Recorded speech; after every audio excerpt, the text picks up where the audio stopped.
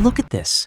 One ant, one seed. No trail behind it, no colony, no help. Just one small creature, spending its whole day moving one small thing. If you didn't know what was coming, you'd call this pointless. You'd call it small. And that's exactly the mistake I want to talk about today. Because somewhere in your life right now, there is a seed you keep walking past. You know which one. Stay with me. By the end of this, you'll know exactly what to do with it. This story is old. Older than your grandparents. Older than most languages still spoken. You've probably heard a version of it as a child and dismissed it as a children's story. That was the mistake. Because this isn't a story about bugs. It's a story about you on a Tuesday afternoon, telling yourself you'll start Monday. Two creatures lived in this field. One saw a season. The other saw only today. The grasshopper wasn't lazy. Remember that. It matters later. He was rational. Food was everywhere. The sun was generous. Every single day for weeks, the world had proven the same thing to him. Today will be like yesterday. That's not stupidity. That's pattern recognition. The problem wasn't his logic. It was his sample size. The ant stood in the exact same field, felt the exact same sun on his back, and saw something completely different. Not because he was smarter, not because he could see the future. He just asked one question the grasshopper never did. What happens when this stops? That question is the entire difference between the two of them. Not intelligence, not luck. One question, asked early versus never asked at all. Why work so hard? The grasshopper laughed. When the world is this good right now. The ant didn't stop moving. He said only, because I won't always feel like this. The grasshopper didn't hear a warning. He heard an excuse for someone who couldn't relax. That's the trap. Preparation always looks like fear to someone who hasn't been cold yet.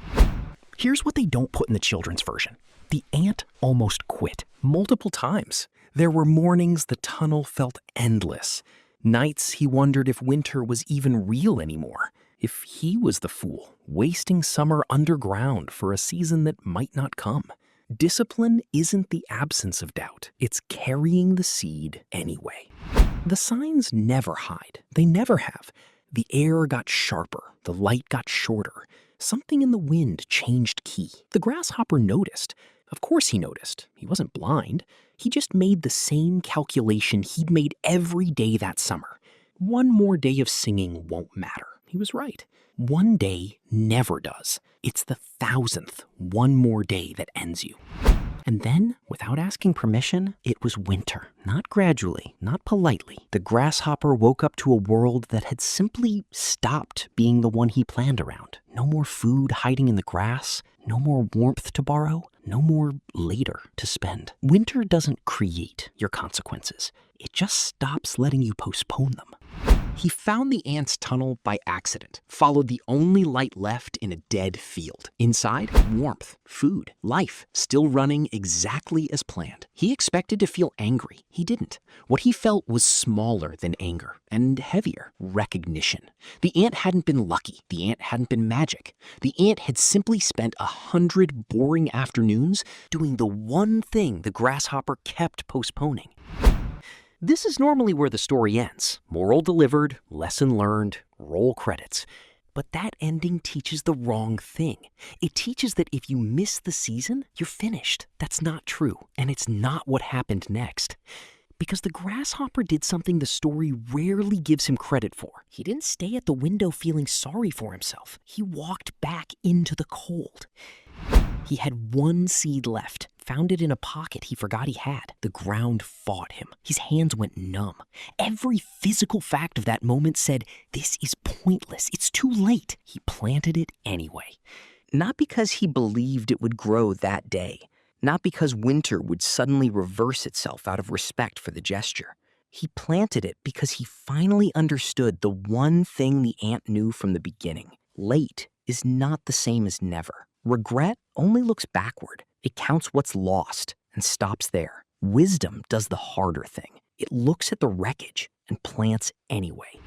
People think the seed is about food, survival, discipline. It isn't. Not really. The seed is a message sent forward to someone who doesn't exist yet. The version of you 3 months from now, 1 year from now, 5 winters from now. Every time you prepare, you're keeping a promise to that person. Every time you delay, you're the one who breaks it. Nobody else feels that broken promise. Only future you does, alone, in a season you're choosing for them right now. Winter was never the tragedy. Winter was always coming. It was never hiding that from anyone. The tragedy was believing there'd always be more warm days to waste. Here's what I want you to take from this, specifically. You don't need 100 seeds today. You don't need to fix your entire life in the next 10 minutes. You need one.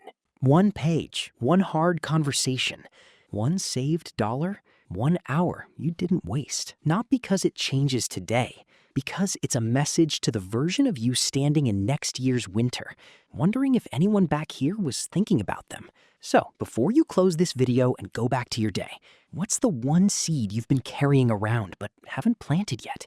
Tell me in the comments. I read all of them. And in a few days, I'll pin the ones that hit hardest. If this found you at the right moment, you already know what to do next. The immutable mind. We grow this together.